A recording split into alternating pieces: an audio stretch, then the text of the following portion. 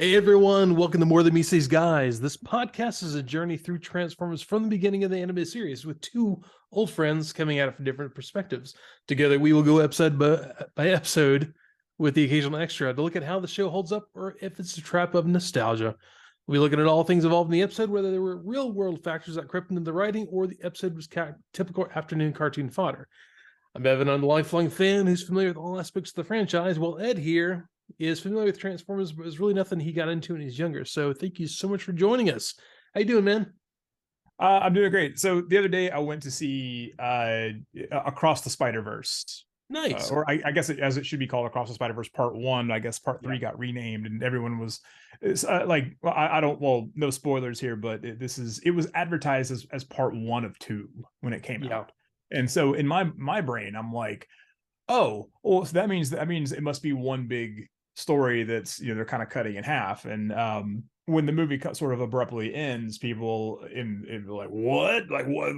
I'm like, brother, this movie's been going on for 2 hours. I think that they weren't going to wrap anything up in this amount of time. So, but I guess they retitled the third one Beyond the Spider-Verse, I think is the new title for it. But it was weird that when they changed the the marketing for that, because it was I mean I and many people clearly remember the first trailer saying Across the Spider-Verse Part 1. So but that's not what I want to talk about today. I don't want to talk about Spider-Man today, which is rare because I love spoiler.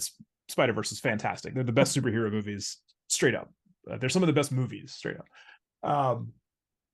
What I want to talk about though is Star Trek, because during the trailers there was let me back up. I've been watching a lot of Star Trek: The Next Generation, which to me is like the definitive Star Trek. Classic Trek is cool. Deep Space Nine is probably the best Star Trek, honestly. But and Voyager and Enterprise no one cares about. JJ Star Trek it's whatever. And I've seen a little bit of Discovery, but for me in my brain, because I watched so much of The Next Generation when I was a kid, it came on right before I went to bed every night. It came on at 9, so I had an hour before I had to be asleep, but I wanted to wind down. So from 9 to 10, I would watch Next Gen reruns, and I love Next. So when I think of what is Star Trek, it's that Star. So I've been watching a lot of that. My son loathes Star. He's just like, this is terrible. This is the worst thing. It's so bad. And I get it because it looks like a very dated show. It's completely dated. Everything looks dated on that show. Yeah, but I like it because it's a very comforting nostalgia for me. It's also a time capsule for us, I think, too. It is. You're absolutely correct. Yeah. But what was funny about this is, my son goes on about how bad it is, and but when we saw Spider-Verse, there was a trailer for Star Trek: Strange New Worlds. Mm-hmm. Which I hadn't seen, and I keep wanting to call Brave New World. I guess the same thing. Yeah. I'm like it's not a dystopian thing here. This is Star Trek we're talking about. But so we watched this trailer, and I was like, that actually looks pretty good. And my son goes, Dad, that looks way better than that terrible Star Trek that you watch. And I was like, yeah, it's kind of man. It looks better. I mean, aesthetically, it looks better. I was like, oh, whatever. But iTunes put the first season of that up for free. Like, you can just watch it on iTunes right now until the end of the month. I think they're trying to, I guess whoever CBS or Paramount, I guess, are trying to drum up interest for season 2, which drops like any day now. And so they gave away season, they took a limited time, you can watch season 1 for free. And I watched the first 9 of them, and buddy, that show is amazing. It's great. It is so good.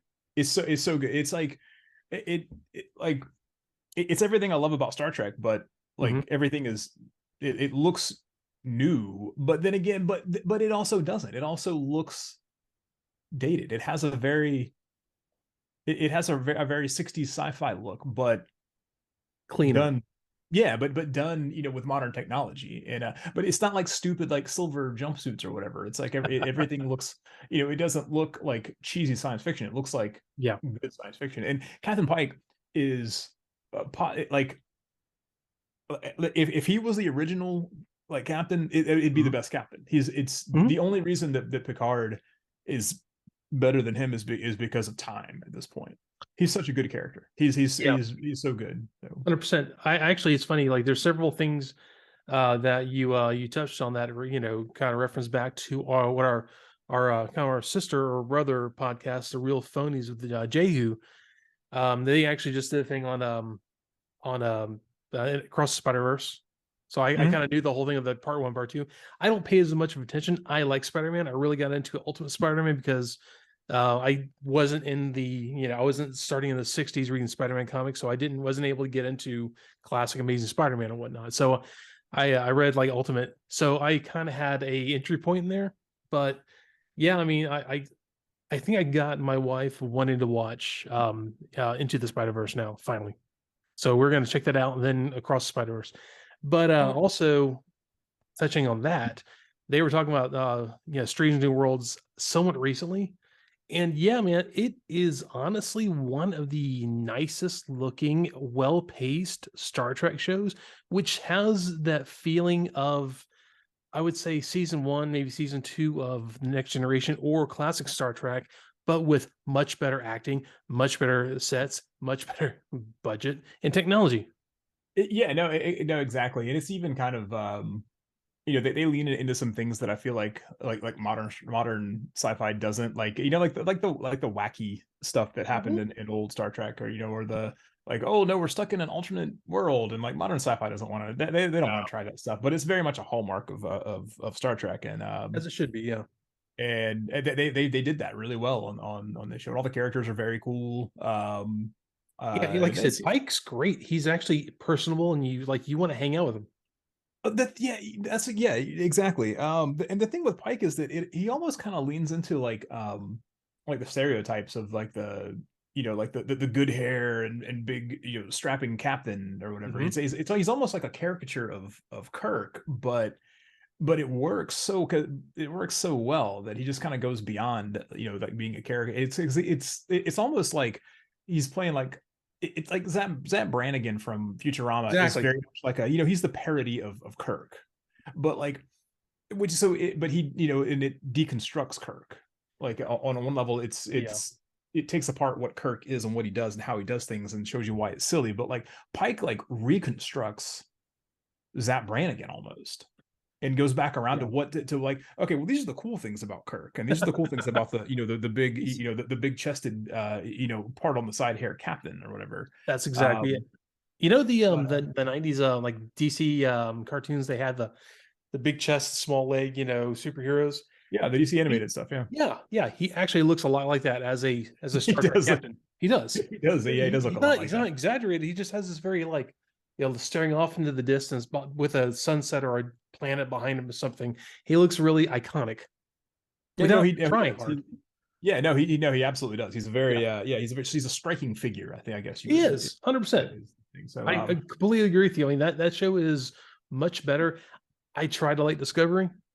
I just did not like the main character.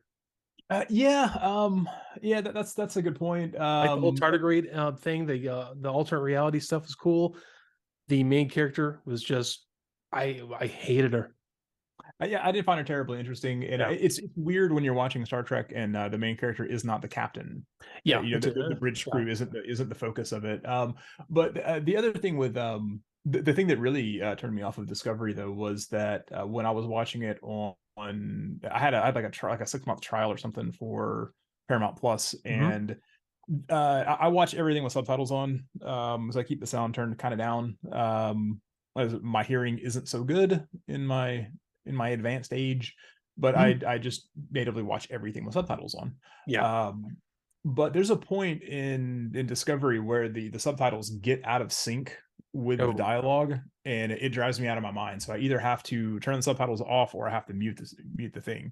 But even then, if you do that, the dialogue in the subtitles is probably about 5 seconds after, I hate and that. it gets worse and worse and worse as the episodes go on. So it's like I can't finish that episode, and it does it in the next one too. So I'm like, Mhm. I can't even, No. like, yeah, uh, yeah, fix it. Well, yeah, okay. In parting, I think we could say like And Across the Spider-Verse, great. Strange New Worlds, fantastic. Enterprise, meh. And what was it? Discovery, meh.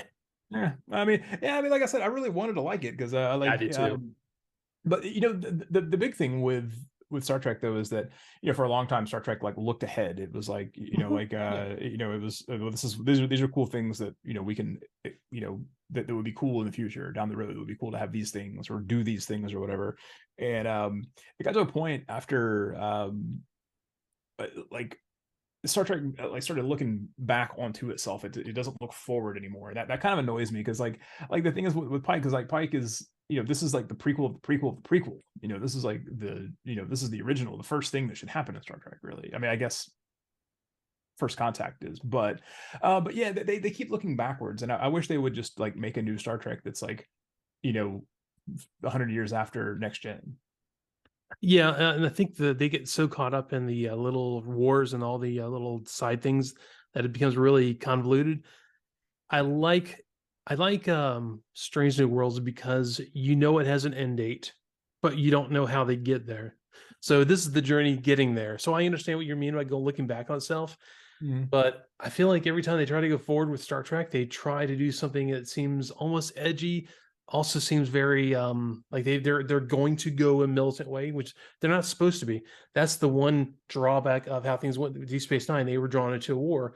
This is supposed to be an alliance of like an alliance of planets that is about exploring and making new contact and courting new worlds and new civilizations, bringing them into this nice big collective of, I hate anyone who doesn't realize this, a Marxist society where everyone works together for a better future. Dude, That's what this is. It really is. It's the most socialist But yeah, it's the society. most idealistic way of looking at it. But I think the problem with you get into the end of Deep Space Nine, which I agree best show, but you also get to the end of Like in the Voyager beginning. actually Oh, too. Voyager. They're going to a big war. The entire time they always build to a big giant climactic war. I And mean, I feel like you kind of need in sci-fi like space adventure stuff. You kind of need that because you I do. mean, it's if it there's times where Next Gen was just like Geordi and Data sitting around in the engine room saying, "Oh, we're gonna explode in 20 minutes, or what are we gonna do?" And it's like Yeah, that was but cool, but then like again, what's cooler, that or the Borg? the best episodes though were episodes where they didn't do that. Like say the episode where Picard and his magic flute, he like lives the life of this man. But it really is. This there's a civilization, it was going to die out. He had to live this life of this man in the civilization. And there's all these harrowing things of like these of the little minutia of life. There is the oh my god, there are so many good episodes of how to be a better person. And that's really the whole lesson of Q. Did you actually do something good? Right. Yeah. No, that's no. You're correct on that. Who I think who would really who would add a lot to this discussion though is Mr. David Wise, the famous Yes, writer dude, the guy's back. He's that back wrote this again. episode. Guess who's Yeah. back? David Yeah. Wise, my friend. Yeah, I can't really add much on to David Wise though, because more other than what I said last time, he's We tried it over this, and this is actually another rehashed thing that he used in Masters of the Universe and Teenage Mutant Ninja Turtles. oh well, we're gonna get to rehash here in a little bit, Okay, and yeah, definitely. it's okay, that's okay, because But yeah, yeah, Day of the Machines. Day of the Machines. And I love that how their narrator comes in. The narrator leads us so far at the beginning of the first 5 seconds. Midnight at the Quantum Laboratories, the well-guarded home with America's most secret scientific inventions. ... And have we touched on quantum have they shown up in the past, or is this the I first don't time? think so. No, like we should know who they are, right? Yeah, I mean, I don't know. I feel like they have the potential to be like like Star Labs or Essentially, from it's what they are, I X-Men think, comics or something like that. or supposed to be. So what we start off like we're out of the gate where they've got me already, man. We got Soundwave like disguised. He is huge. And a guitar case. And he's got a guitar case with him too. And a box. I was just like, oh, and they caught me with that too, because I was like, oh, it's just a bunch of junk, and then like it looks like it too. yeah. So, dude, It's been lost and found. they toss him in the Lost and Found is like a prison. It is. It's a lockup, man. This is the most honest guard ever because, dude, a guitar case. Besides, it looks like the size of a ukulele case, but still, a guitar case in a boombox, dude. He's like Soundwave is giant. He's like a Canyon C100F here, man. This is amazing. That was a very particular grab there. Oh, that's the king of all boomboxes. I know. Look up the Canyon C100F, man. That's the one you need. I can see in my head. Yes, I know you can. I know. Exactly. I know. So he's hanging out. So they totally got me. He's hanging out with a guitar case, but they pull the old mafia. That was the coolest scene. Gun in the violin case bit where they open it up and who's hanging out in the guitar case? Megatron. Okay, dude. Look, dude, that is the first time also that they had Megatron the size of a person, like someone could pick it up. That was a great tie-in for toy sales right there. Why didn't they sell the case? I want Megatron in a guitar case. Or then we have kids walking around the parks in the middle of the night with a guitar case and police shoot them. It's a whole thing, man. You can't do that. Dude, this was they got that because normally these dumb tricks in this show I see this stuff coming from a mile away from. Oh yeah, but this one they totally got. I was like, oh my god, he's in the case. This is so cool. So and he has Laserbeak open up the case with his beak, and it's just kind of cool. He's like, hey, Laserbeak, get this, right? Goes and opens the case up, lets him out. Someone doesn't have time to be opening cases, man. It's minion stuff. So so he had palmed the key, unlocks the Lost and Found. They get out. So they go to this computer. Torq secret. Torq 3. Torq 4. Torq 3. Okay, yeah, it's Torq 3. But he's like in typical 80s fashion. He's a robot face on an LCD screen. He looks kind of like Master Controller or MODOK, yeah. He looks kind of like MODOK, yeah. I kind of had this like Master Controller from Tron feeling, when he's in the game. And you see the Master Controller face. I've never seen Tron, dude. I forgot you've never seen Tron. I'm pretty sure we've talked about this before. We have, and man, I don't know. I can't go. It's one of the things that's hard to go back. It's like watching Star Trek, the original series, and as a kid now, and like saying like, oh, that's computer graphics from the 80s. Like, that's terrible. Why would you watch that? So I don't know if you can ever watch it now. So anyways, moving on. Man. Oh, I'm on vacation next week. Maybe I'll give it a shot. I don't know. Get hammered one night and watch it and enjoy it. I don't know. So there you go. It's MODOK, if that makes you feel better. It looks kind of like, his face kind of like MODOK, but he's got he has a little keyboard underneath his screen here, which is a tiny keyboard. What is going on with these buttons? Because it's not a full keyboard. It's like the size of like a number pad, but these aren't numbers on these keys, my friend. No. So I saw these weird symbols and I'm like, what? I'm like, let me take a look at this because they zoom in on it a couple of times. So on this thing, we've got a gacule, which is like the triple yin yang thing, right? And that's a Buddhist wheel of happiness. Actually, that's an actual symbol in Buddhism. We've got a weirdo equal sign with dots above and below, which that means approximately equal to or the image of. I don't know what that means because I don't know anything about math. I never do. There's a thing that's almost like a sigma with some triangles on it, and then like a Z. And there's some other weird stuff that I don't like, a square, and I don't know what. It's like they like to put a lot of higher math gibberish on something and other symbols to make it look very complicated, like extremely forward thinking AI. But dude, I totally forgot about those when Megatron had a giant dildo come out of his forehead. Like R2D2 thing, but it was like R2D2. But see, here's the thing, though. Phallic. It was, however, so he hacks in with this thing. Yeah. So but see, here's the thing, though. See, this is like a Buddhist third eye he's got here. All right. Okay. All right. I'm following. So we have the Buddhist symbol, the wheel of happiness there already, but now we have the third eye. Oh, the upper chakra has opened, and that is. But see, the thing is that represents enlightenment and consciousness, right? So that implies that he's enlightened and thus he's above everything else. Oh, is that what it implies? Okay, I'm following you. I think maybe Dave Wise was into some Buddhism. I don't know. or whoever animated this, someone's like, I can help him animate this episode. We'll make it better. Maybe so. Yeah, who knows? Yeah. I think that some real world factors crept into this thing. Well, it's not just there, but okay. Yeah. Because we're gonna get into some other real world factors here in a minute. Yeah, we are.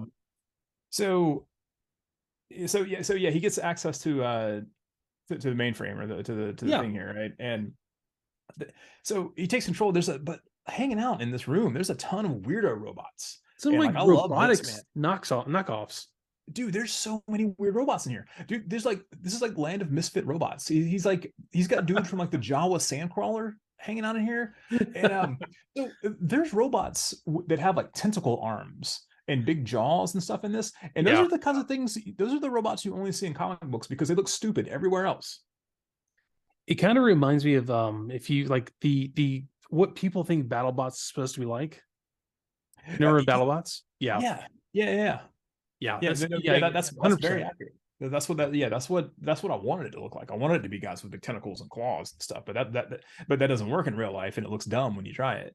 I think he says the line here, defensive fortification before enemy retaliation. Man is a very succinct way of saying like better be prepared for what's coming. I kind of like that. But like I don't know what these guys. I don't know what these things are for though.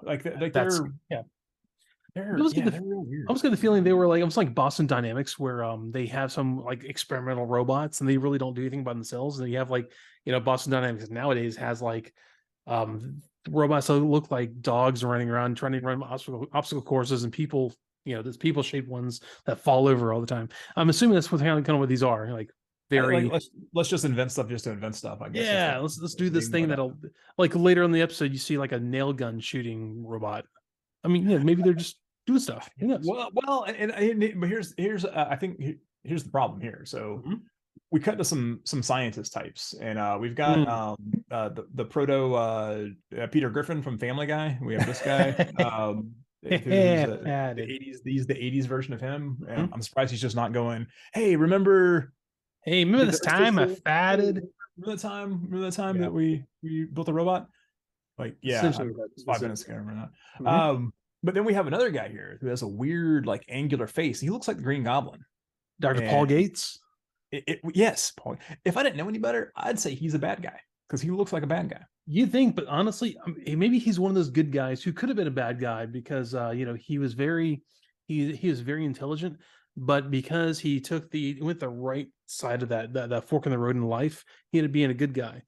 But he's having a very nuanced discussion about AI 40 years early. Yeah, so Peter Griffin wants to build a robot filing cabinet. And let me tell you something here. Like, man, I love robots. But this is a terrible idea. I think a file cabinet is about the last thing that I would ever want to build a robot out of.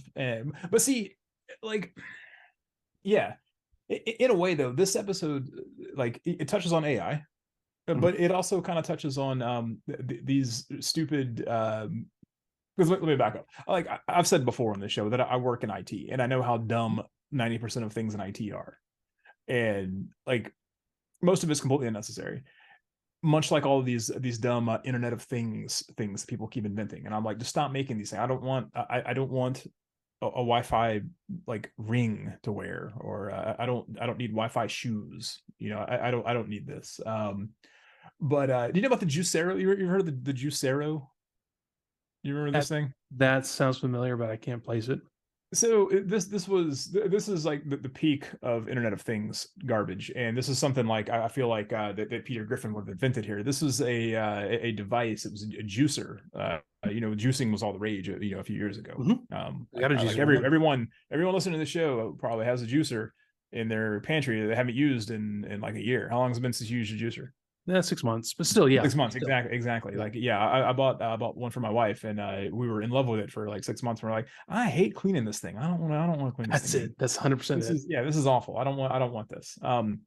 Juicero was made to alleviate this problem, and Juicero is a Wi-Fi juicer that I do know this now. Okay, so yeah, you had to subscribe to Juicero because they would send you these packs of pre-cut fruit and you'd put them in the Juicero. Yep. The $700 Juicero, and which then you had to like scan the QR code on the packet of fruit, and which would check with the server, and then if it determined that that was legitimate Juicero product, or if it wasn't expired, then it would go ahead and make your juice out of things. It's like a Keurig for juicers. Yeah, like a Keurig for juicers, but like prepackaged thing. But if your Keurig had to connect to the Keurig servers every time you made a cup of coffee and check it out or whatever. So these clowns server went offline and nobody can make juice for however long. How do we make things? And then they eventually, because this thing was just a stupid idea, the company went out of business, so their servers are offline, and they don't make the juice packs anymore, and you can't put regular fruit in this thing. So if you bought a Juicero, you have a $700 juicer that you can't juice with. Mm-hmm. And so I know exactly what you're talking about now. Yeah, this is garbage, and I feel like these guys, Quantum Labs would have invented this thing if the former CEO of Coca-Cola hadn't.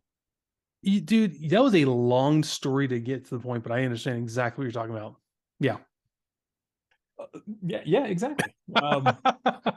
Real world factors are creeping into the episode. So, yeah, I mean, dude, also Torq takes control fast. Like they had an Amazon box full of chips, and he starts putting them on the machines. They leave out of there, and they're flying over, and just, dude, Rumble has like a gun shooting Amazon chips on all these different machines, these vehicles. They first of all do that on the way out of the facility. They're just tossing them out. He's making it rain. Yeah, he's like, and he's the best shot in the Decepticons, by the way. Yeah, apparently he is. Shot. Also, I kept thinking that those chips were tickets. I thought they were tickets to something. Like they were about to hand out tickets to like tickets to the Torq show. Yeah, the Torq show.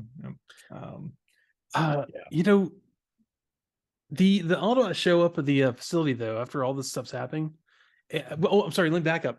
Dr. Gates hot wires a CRT computer, like those all one things. He pulls the screen off. He hot wires it. Calls Optimus Prime. They take off immediately and go help out at the base. Yeah, Optimus Prime says that his olfactory sensors detect a rat or a rodent or something like that. But the subtitles said the old factory sensors. That's actually a very appropriate way for people not realizing what olfactory is. Yeah, I actually been there because someone had said the olfactory and they said it so badly. I heard olfactory. I know what olfactory is, but it's one of those weird words that if you don't say it right, you're like, what the hell are you talking about?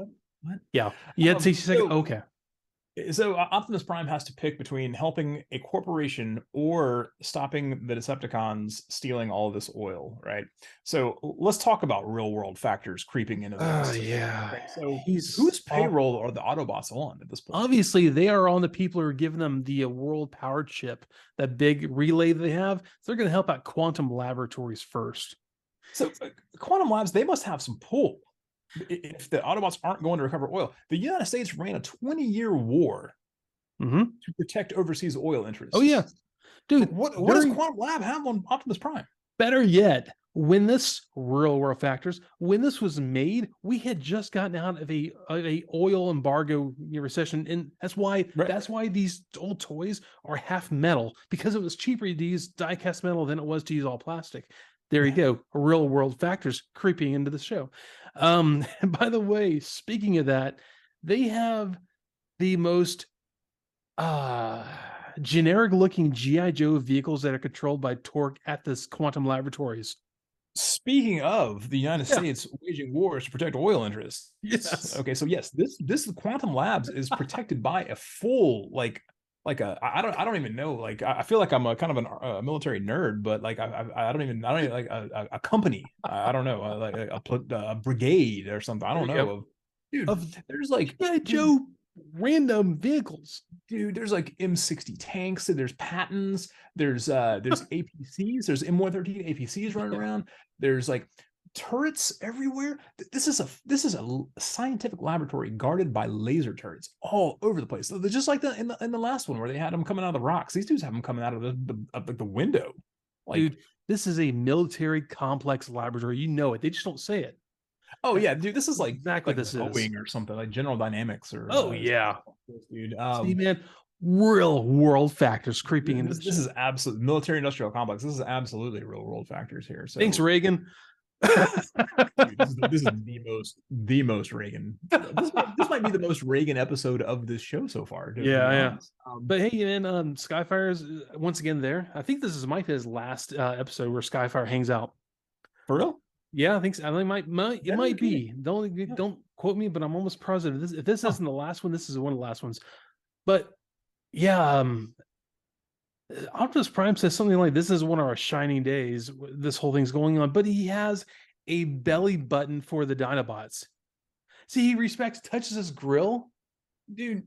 Okay, so he calls the Dinobots because the Autobots can't handle just some tanks.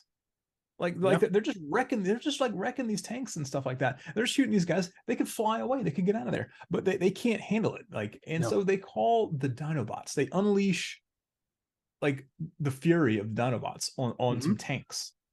And I'm like, oh, you guys were doing fine before. What happened that you're not any good at this anymore? They actually there's a few lines they cut out of the episode that during this, because there's a really weird scene where Slag, sorry for our British listeners, slug if you'd like, we don't use that term, but he looks at I don't know, it's 3 or 4 tanks, and he just goes rah, rah, rah, rah, rah, rah. His mouth's moving, he's grunting, but there's actually supposed to be a line there. I'll figure out what it is, man. There was another thing like that in a second. There's a couple lines he pulled out of the Dinobot fight. The Brontosaurus. He's the Brontosaurus, right? Sludge is the Brontosaurus. Sludge just he's moshing through these trucks, these deuce and a halves. He's just like, dude, this is so funny. This is great. He's like a Ninja Turtles bad guy. They're like skinheads at a Pantera concert. They're just running through things, beating everyone up, and Pantera fans. Yeah, exactly. Okay, Biohazard concert. There you go. So same thing. Sorry, man. Dude. So don't get me started. So there's a part. There's a callback to the '80s metal. Optimus Prime is trying to rescue these scientists that are up on the 10th floor or whatever. So he gets Sludge to give him a boost here, right? So he hops on his head and is the elevator up. And what? But before he says this, he says, "Hey, give me a boost." And so but he just goes and his mouth moves, and he just kind of. I think that's some static for but it goes on for 5 or 6 seconds. It was just what? It was really awkward, man. He just grumbles about something. It was real weird. So they rescue these guys, and they're oh god, the Decepticons built a real nice oil platform. When did they build this? It's in the middle of the ocean too. But dude, you had resources to build this. Why don't you do something else cool? Why don't you build a factory? Yeah, so okay, so we have 2 teams of Autobots now. One is going to go after Optimus Prime, and others are going to go after the machines and Torq. The other ones are going to take a hydrofoil, and this is the dumbest looking hydrofoil I've ever seen in my life. It was It looks like some billionaire on G.I. Joe owns the hydrofoil. It's like gold inlay and stuff. It looks really bad.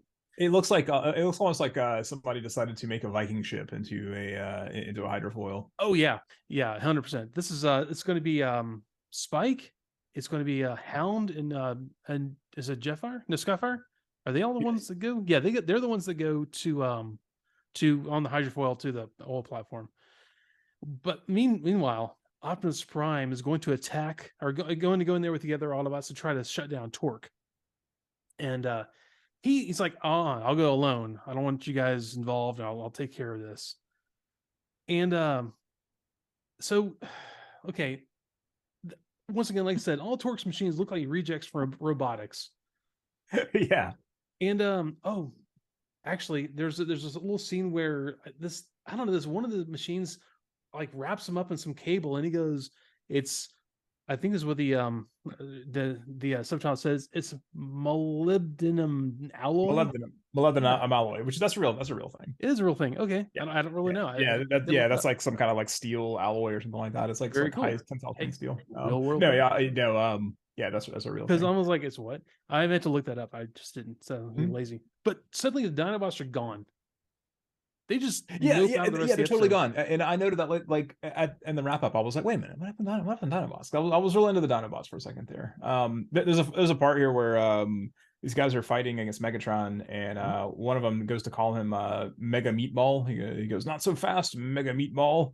And the subtitles say, not so fast, Mega Meatball. Like, Mario? Don't mind if I do think I will. I'm a fan. I'm a fan of meatballs, and I will make a meatball. Not so fast though. You're gonna take it slow. Yeah, there's a line from when Optimus Prime's going after he's kind of going there by himself in this little maze of Torq's making, and the subtitle says trapped like hello hamsters at the Cybertron Zoo. I saw that. Hello hamsters. Was after they had this battle with all those reject robots though, and Ironhide pulls a Bugs Bunny bit where one of them has like a hose that's spewing stuff out, so he just sticks his finger in the hose and it backfills and then blows it up. It was pretty funny. This is where the hot nail gun comes in. Like it was like the nails coming out were like glowing red, so I guess he has like a hot nail gun. Like a rivet gun. That's cool. That's that weapon literally exists in Warhammer 40,000. And actually it exists in Traveler also, doesn't it? They like nail guns and things like that. Yeah, well, there's like technically there's just a rail gun, really, when you think about it. Yeah, it is. But there is a like one of the factions are like these repurposed industrial things, and one of them actually has one of them actually carries a rivet gun. And then another guy from that has a giant circular saw, which is very cool. Okay. Sparkplug is also a boat captain, and this dude's resume just gets longer and longer and longer. Like he can captain this hydrofoil. And man, do you remember how cool hydrofoils were in the 80s? They were the best thing ever. Cobra had a really cool hydrofoil though. They did. And Sunbow Animation, who did this and G.I. Joe, they loved hydrofoils. So those were the next big thing. All the mega billionaires, or actually in the 80s, I'm sorry, millionaires had hydrofoils. Hydrofoils and hovercraft. I thought we were going to be those things were going to be like all over the place. And like I haven't seen hovercraft. I haven't seen hovercraft. The last time I saw hovercraft was in that Jackie Chan movie in Rumble in the Bronx. Actually, you're not wrong. I remember that scene too. That's the last one that I remember seeing. Somebody bring them back. I need those to come back like soon because they're very cool. Yeah. So man, back to Megatron on the oil platform. He has the worst Xbox controller. He's holding it like this. Man, come on. You really need one that you hold in your hands. Come on. This is not going to be cohesive to running a plan. You can't do that. You can't hold that big. Did you notice all the hatches on this thing were really weird? They were like really thin and long. Yeah, they were thin and long. It was real bizarre. Somebody just felt like drawing that thing and like I'm gonna draw this silly thing over and over again. Well, it worked for the tapes. I don't know. Somebody realizes that they're losing and they say that they're in deep transistor parts. I always whenever I hear those things though, because like you know what they're saying as an adult, you know what they're saying. I always wondered if any back in the day, if any kids picked up on that slang and started using it as like their normal slang rotation. You know, like if there's a kid out there, like there's a group of kids out there that they were like, oh man, that's real funny, and then they walked around for like 5 years saying like, oh man, we're in deep transistor parts, and it still comes up like they text each other. They're still friends, and they text each other, and they're like, hey, I'm in deep transistor parts with my wife this weekend. I can't go to the baseball game. Okay, I gotta say real quick. I my notes here. My line right there is Sparkplug can skip or hydrofoil too. Anyways, because you just mentioned that. Okay, Spike is stupidly strong for a 15 to 16-year-old. Did that electric magnet he's holding? That looks like the size of a refrigerator. He's holding it under his arm. Dude, the thing is huge. And so the best thing to Frenzy and Ravage, they're like against the wall doing this thing. They look like they're in a rave. Dude, that's definitely a candidate for looping an animated GIF. Um, I would also say that if you want to see what I'm going to do with that, go to the end of the episode. I got it all. Man, I've already been playing on this one. Trust me. oh, good, very It's good. gonna be a double layer. But watch the end of the episode. You'll see. So, Anyways, speaking of those silly loop things, there is a guy called like Milo Cat. I think he's on. I think it's called Milo Cat on Instagram. That all this guy does is take like loops like that from old cartoons, and then he syncs them up with hip hop songs. oh nice. And if you ever need a day where you don't have anything to do and you want to waste like 17 hours watching stupid stuff on Instagram, just go to Milo Cat, because it's one of the coolest things I've ever seen. And down right now. it's very good. Just you should put it in the show notes, because it's a whole lot of fun to watch that guy. Yeah, he does not sponsor us, but I'll do that anyways. Mm-hmm. No one sponsors. What am I talking about? there's this line, "Come and get me, you metalhead dum dum." What? Oh, man, we really I was about to say we really missed out on getting a Juicero sponsorship. That would have been yeah, we're about how many years too late on that, and defunct company. So yeah, that was fine. They've been closed for 5 years. I still I think we should work that into the credits though. There you go. Also, there's this great line. Your pumping days are over, Megatron. Really, man? Like, oh, really? Yeah, that can be taken in a lot of ways. Wrong ways, considering his head implement in the beginning of the episode. Yeah. And yeah. Okay, so there's a little fight. Megatron loses his giant Xbox controller, and the whole thing starts coming apart. The Torq, of course, has already taken out he's already been taken out. So the oil tankers are moving back out. They're all it wraps up really fast. They're all leaving. Yeah, it like instantly wraps up. But you still have Skyfire, Hound, and Spike there trying to get out. By the way, Hound, I don't know if you watched the episode, he has no ammo, which kind of weird. Like a lot of times the Autobots always just have a missile sitting there on their shoulder. It's missing, comes back, it's missing, and when he's getting back on Skyfire at the end of the episode.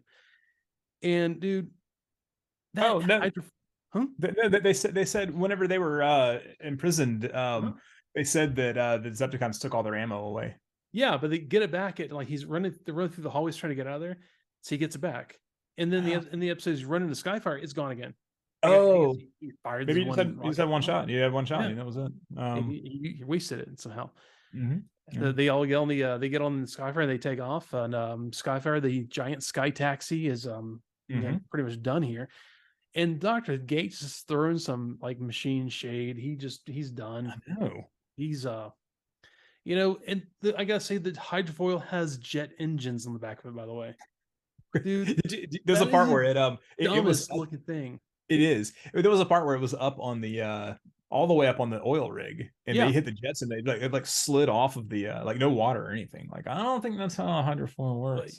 It can work that way. It's not going to be really good for the hull of the thing when it hits the water. But no, what do I know? Yeah, I mean, or the skis as it's scraping across a metal deck. That would have been great. Someone to put in a sound of the episode. Oh no. and that was it. And that was pretty much it. Man, it wraps up fast. This was okay, I guess. I mean, the thing here is that this episode is essentially just like we were saying, repurposed stuff. This is almost just like Maximum Overdrive. That's all it is. It was which I love. Which I love. Which was filmed like about a 10-minute drive from where I grew up when I was a kid. There was a film studio right outside of town. They also filmed Godzilla 85 and The Crow there, and some other stuff. But I think those were kind of the big ones. Wow. In Leland, North Carolina. But yeah, this reminds me a lot of Maximum Overdrive, where the mission, the vehicles are revolting and all this stuff, and I like that. And but the more you think about it, though, the more topical this episode gets, as we kind of touched on. We're dealing with AI, which is a huge thing right now, and it's a huge problem. I'll go ahead and throw my opinion out there. That's a huge problem. We're dealing with the Internet of Things, which is kind of on the decline these days. I feel like. Thank the makers, because that's, as I said earlier, Internet of Things is also garbage. There's a lot of really cool like bleeding edge of reality sci-fi concepts that in this day and age absolutely demand more thought and discussion. This is stuff that this is like this borders on like Black Mirror stuff. Where stuff it's like you're like, man, like you can you can take a real serious look at all this stuff, and it deserves a deeper look, because these are things that are those were far off concepts in 1985. Those are things that are like actively affecting our lives right now, so in this one it's almost like the Transformers concept crept into the real world. It was like the opposite of this, but this was overall, this was a filler episode, and it wasn't bad. A kid brain here liked it, and I got to see the Dinobots. I got to see some cool stuff blowing up. I got to see an AI and all this stuff, and so I'm gonna go 3.5 Radio Shack robots out of 5, because I thought that those things were going to be my butler when I turned 12, like remember the Omnibots and the Verbot and all these guys. Remember those things? Because the commercials made them seem like those were AI, and you were just like, you'd be like, hey Verbot, go get me a soda out of the refrigerator, and like you're like, oh, he's gonna go get my soda for me, but he can't do that because the thing was 2 feet tall and he can't open a door.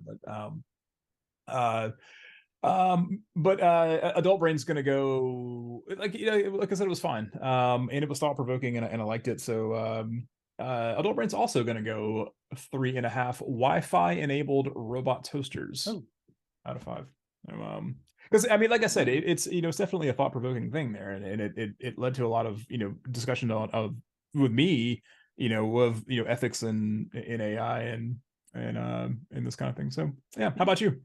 Yeah, man. Honestly, I thought it was a goofier episode in memory than it was. It was a fine episode. There was a lot of silly moments. There was nothing wrong with it. It was just kind of an average episode, and yeah, there were a lot of real world factors that crept into the writing, and it was 40 years ago, so obviously very topical still. 40 years ago, we kind of were looking forward to things, and now we're actually dealing with these things. Well, besides MODOK in a secret government base, and that we know of anyways. Are you sure? Exactly, that we know of. Are you sure that oh, sorry, that's just Twitter? Like, yeah. I mean, the Pentagon's taking all the money. You told me a toilet costs $5,000. I know it, all that kind of stuff. Who knows? A hammer? A hammer's not $500.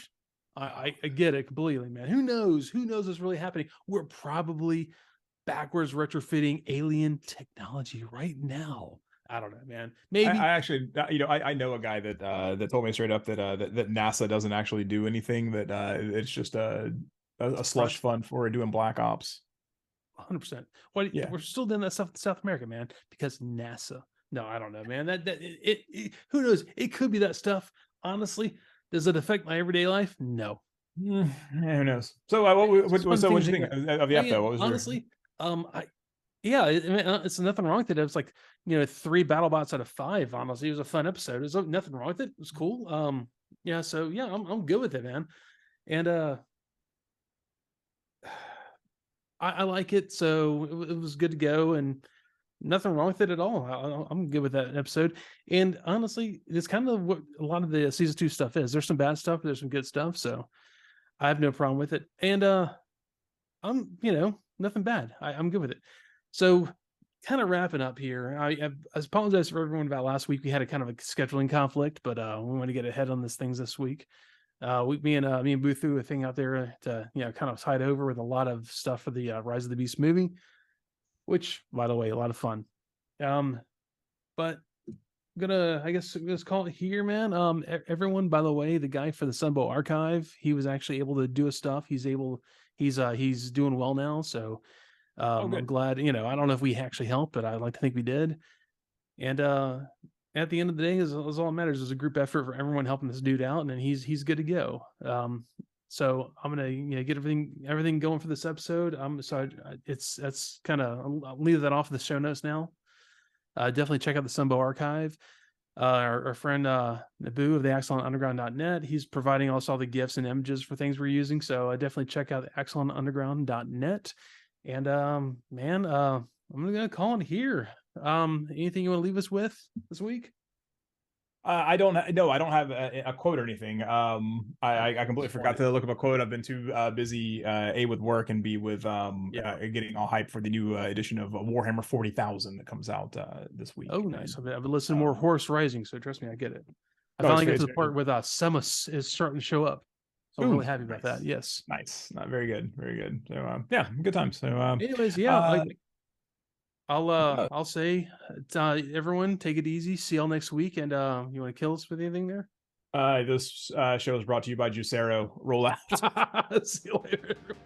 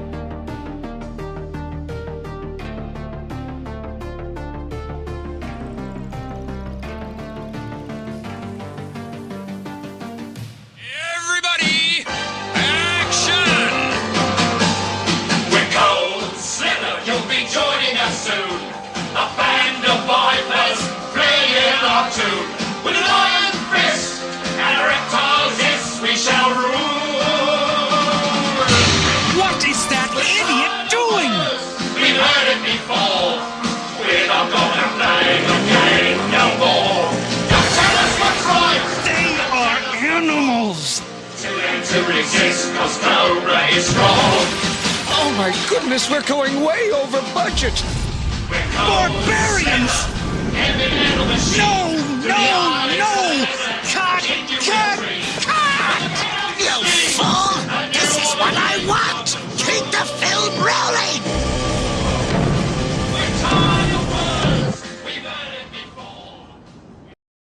More Than Meets These Guys podcast is performed by Evan Johns and Ed Strickland. Research is done by Evan Johns, Ed Strickland, and with special research help from Boo of the AxalonUnderground.net. Graphics and images in the video portion are created for the podcast exclusively by C. Hooper. Special thanks to everyone who makes this podcast more enjoyable every week.